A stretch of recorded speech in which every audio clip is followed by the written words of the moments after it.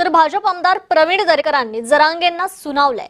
आरोप करायला फार अक्कल लागत नाही असं दरेकर म्हणालेले आहेत। जरांगे यांनी निवडणुकीत उभं राहावं असं आवाहन दरेकरांनी थेट केलंय। तर जरांगे सतत अल्टिमेटम देत असतात असा टोला देखील दरेकरांनी लगावलाय।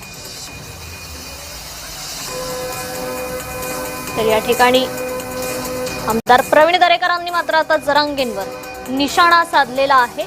जरांगेंनी मुख्यमंत्री देवेंद्र फडणवीसांवर टीका केल्यानंतर दरेकरांनी हा निशाणा साधला। 25 ते 30 एकनाथ शिंदेचे आमचे 25 ते 30 म्हणजे 50-60 आमदार त्यांनीच त्या ठिकाणी उभं राहावं।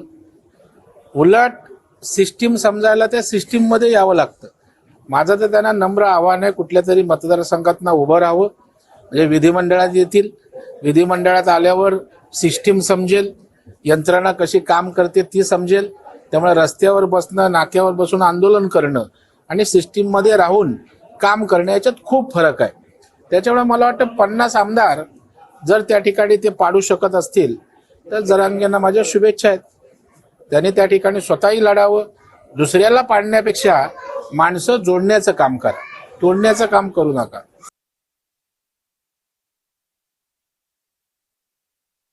मला वाटतं आरोप करायला काय फार अक्कल लागत नाहीये। कोणी कोणावर काही आरोप करू शकतो, पण ज्याला सिस्टीमच समजून घ्यायची नाही त्यांच्यावर काय बोलणार।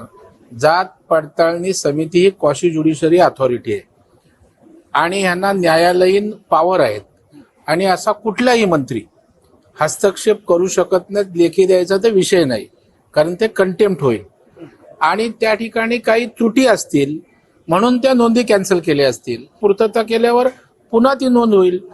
चुकीचं केलं असेल तर अपील अथॉरिटी आपल्याला आहे, अपिलात आपण निर्णय घेऊ।